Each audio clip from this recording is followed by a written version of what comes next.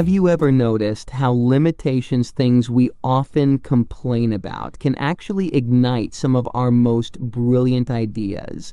When the walls close in, our creativity often kicks open a new door. Picture this. You suddenly learn you've got a house full of hungry guests coming over for lunch. The problem?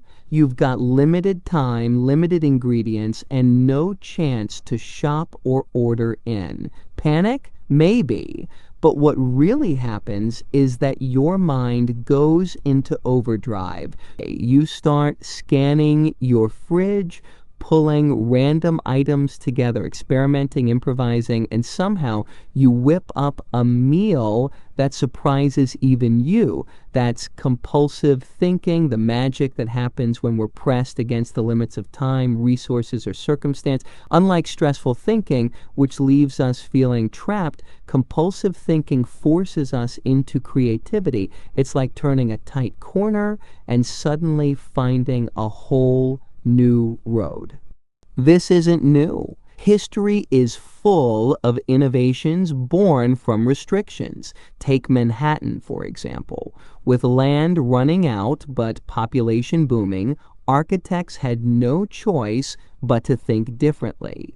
The result? An entire vertical revolution in city design. A limitation of space gave us one of the most iconic skylines in the world. Or think of Dubai. Faced with limited land, the city's planners didn't stop at the obstacle. They dreamed beyond it. It's artificial islands, floating villas, audacious designs that seemed impossible. Constraints didn't confine them, they unleashed their imagination. As Orson Welles once said, "The enemy of art is the absence of limitations.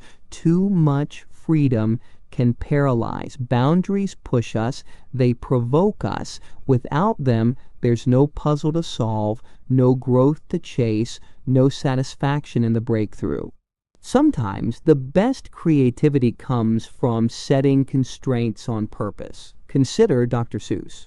Challenged by his editor to write a book with only 50 words, he created Ungreen Eggs and Ham, one of the most beloved children's classics of all time. What started as a restriction became a spark for genius. So here's the paradox. It's not abundance that fuels creativity. It's scarcity. When familiar paths are blocked, we're forced to explore new ones. When resources run low, curiosity runs high. And it's in those detours, those moments of what now, that truly original ideas are born, like flowers pushing through cracked pavement. Even neuroscience hints at this truth. After the storm of compulsive thinking, when our conscious mind finally lets go, our subconscious steps in. That's when clarity arrives, like a frozen computer suddenly rebooting to life.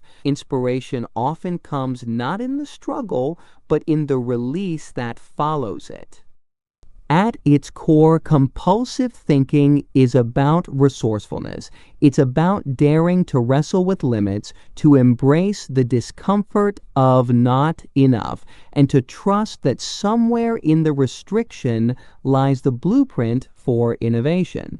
So next time you feel trapped by limitations, don't curse them. Lean into them. They're not walls to hold you back. They're scaffolds for your next big leap. Because beyond the edges of comfort lies the true landscape of creativity. And if you can foster compulsive thinking, you'll find that constraints don't confine you, they set you free.